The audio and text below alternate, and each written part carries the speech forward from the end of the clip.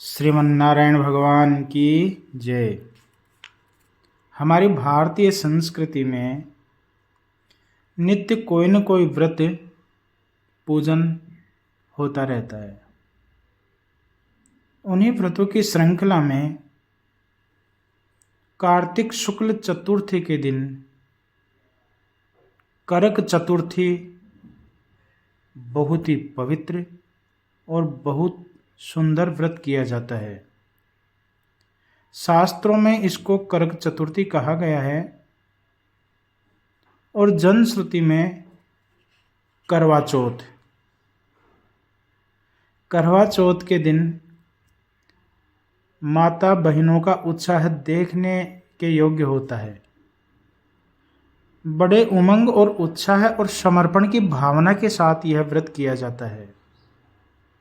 पता नहीं कितनी योजनाएं बनाती हैं माताएं बहिनें, और पूर्णतः बहुत उत्साह के साथ इस व्रत को किया जाता है। हर व्रत और पूजन करने का कोई न कोई विशेष कारण होता है। तो आज जानते हैं करवा चौथ क्यों और किस लिए किया जाता है, किसने इस व्रत को किया है। हमारे शास्त्रों में इस व्रत के लिए बताया गया है, अत्र स्त्रीणाम मेवाधिकार है, कि यह व्रत केवल स्त्रियों के अधिकार क्षेत्र में ही है। क्यों? क्योंकि इसमें संकल्प के साथ जो वो प्रार्थना करती हैं, वो प्रार्थना है, मम सौभाग्य पुत्र पौत्रादि सुस्थिर श्री प्राप्तये करक चतुर्थी व्रतम करिष्ये। सौभाग्य की प्राप्ति के लिए, पुत्र पौत्रादि की प्राप्ति के लिए और स्थिर लक्ष्मी धन धान्य संपत्ति प्राप्ति के लिए मैं करक चतुर्थी का व्रत कर रही हूँ, ऐसा वह संकल्प करती है। और फिर वटम विलिखे, एक वट वृक्ष का चित्र बना करके उसके मूल में भगवान गणपति, कार्तिकेय, माता गौरी और भगवान शिव का ध्यान करके उनका षोडशोपचार से पूजन करती हैं और प्रार्थना करती हैं, नमः शिवायै सर्वाण्यै सौभाग्यम संततिम शुभाम प्रयच्छ भक्ति युक्तानाम नारीणाम हर वल्लभे। इसका तात्पर्य है, हे सर्वाणी शिवा, आपको प्रणाम है। हे महेश्वर भगवान शिव की प्यारी, आप अपनी भक्त स्त्रियों को सौभाग्य और शुभ संतान प्रदान करें। अर्थात वह स्वयं के लिए भी पूजन करके और सभी स्त्रियों के शुभ की मंगल कामना करती हैं भगवान शिव और गौरी से। वह माता गौरी से प्रार्थना करके भगवान श्री गणेश और कार्तिकेय जी की पूजन करती हैं। कहीं कहीं अलग अलग स्थानों पर पकवान बना करके अक्षत के साथ पिष्ट का नैवेद्य बना करके और निवेदन करती हैं।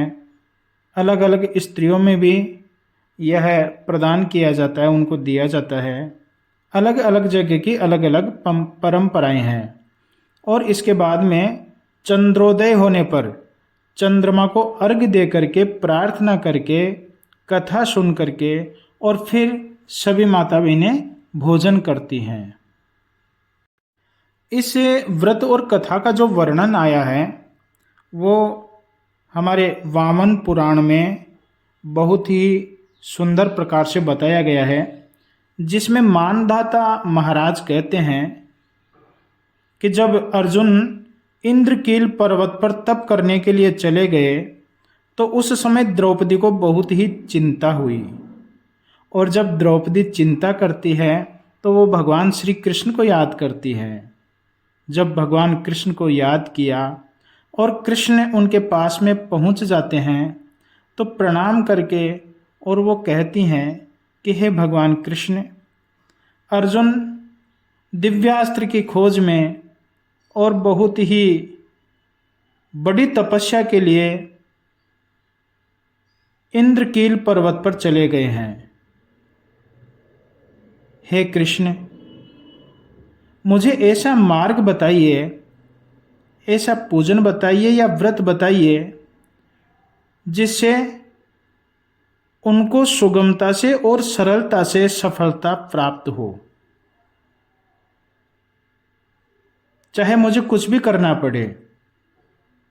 तो भगवान कृष्ण बोले कि हे महाभाग, जैसा तुम आज मुझे पूछ रही हो उसी प्रकार एक बार पार्वती जी ने भी भगवान शिव से यही प्रश्न किया था, और भगवान महादेव ने जो पार्वती जी को बताया था वही बात मैं आज तुम्हें बता रहा हूं।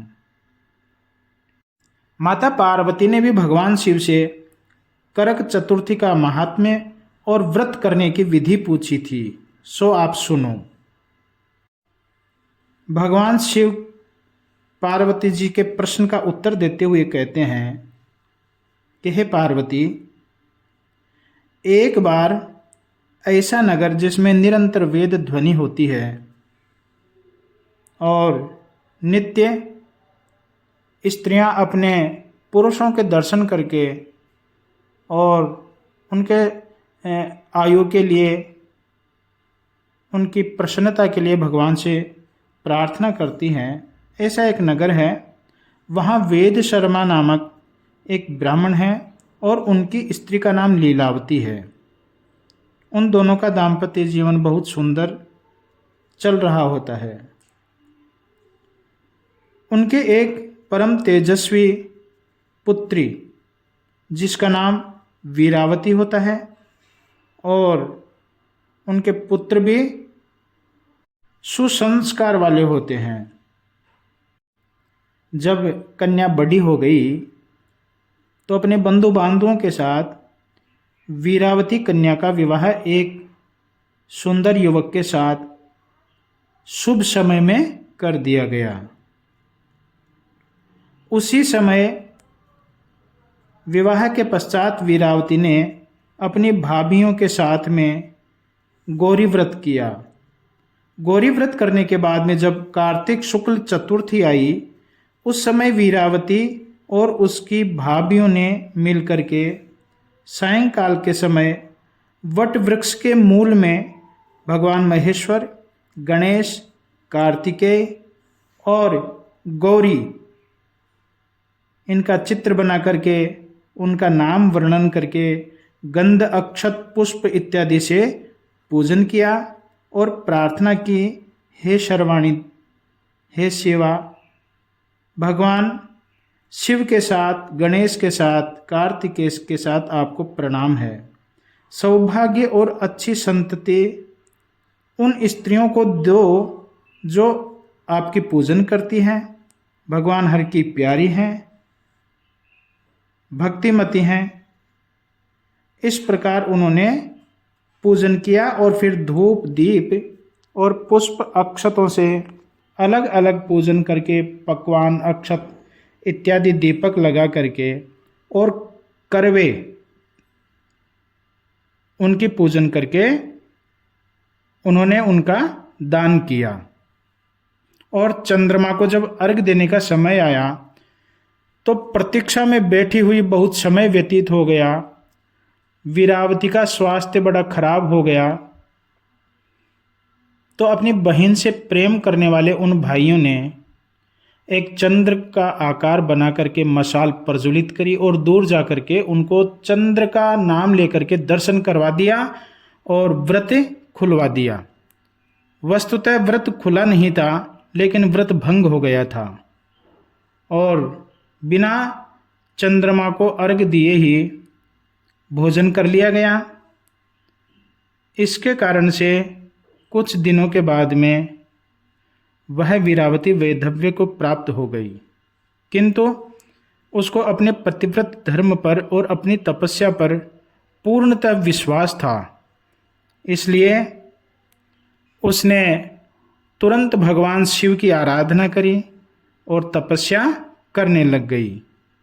उस तपस्या के प्रभाव से इंद्राणी देवी उस मानुषी को देखकर उनके पास में आई, सारी बातें पूछी।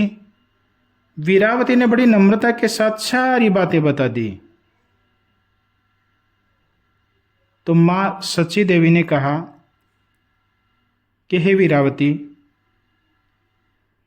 यह दुष्परिणाम जो तुम्हें प्राप्त हुआ है यह व्रत भंग के कारण से हुआ है, और अब पुनः तुम करक चतुर्थी का व्रत करो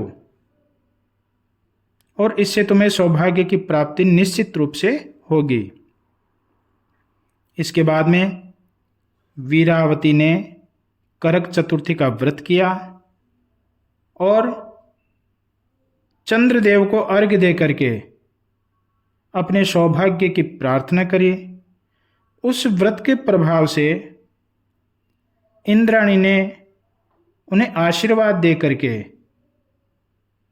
और बड़ी प्रसन्नता के साथ में भगवान शिव से प्रार्थना करके और उसके सौभाग्य के रूप में उसको पति को प्रदान किया। वो पति देवताओं के समान हो गया और वीरावती ने अपनी पूर्ण गृहस्थी अपने पति के साथ बिताई। वो धन धान्य सुंदर पुत्र और दीर्घायु पा करके और अपने जीवन को सफल किया। तो भगवान कृष्ण कहते हैं कि हे द्रौपदी, इसी प्रकार तुम भी व्रत करो जिससे पांडवों को विजयश्री प्राप्त हो और यह महाभयानक युद्ध होगा, इसमें तुम्हें सौभाग्य की प्राप्ति हो। यह व्रत का विधान सुन करके और द्रौपदी ने भी करक चतुर्थी का व्रत किया। उस व्रत के प्रभाव से संग्राम में कौरवों ने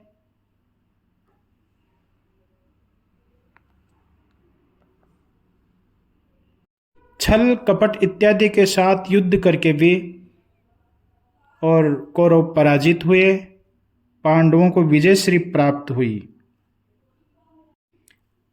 इस व्रत की फलश्रुति बताते हुए भगवान कहते हैं कि उन स्त्रियों को पुत्र धन धान्य सौभाग्य और अतुल यश की प्राप्ति होगी। दुग्ध या जल से भरे हुए रत्न या मिट्टी के करवे इनका दान करती हुई और अपने पति के चिरंजीवी की प्रार्थना करती हैं, उनको निश्चित रूप से फल की प्राप्ति होती है। समस्त नारी जाति को बहुत बहुत शुभकामनाएं और भगवान महादेव से, माँ गौरी से प्रार्थना कि आप अपने दाम्पत्य जीवन में, गृहस्थ जीवन में बहुत सुखी रहें, भगवान की कृपा रहें और मंगलमय कार्य होते रहें। ओम सच्चिदानंद रूपाय विश्वोत्पत्त्यादि हेतवे तापत्रय विनाशाय श्री कृष्णाय वयं नुमः। ओम नमो नारायणाय।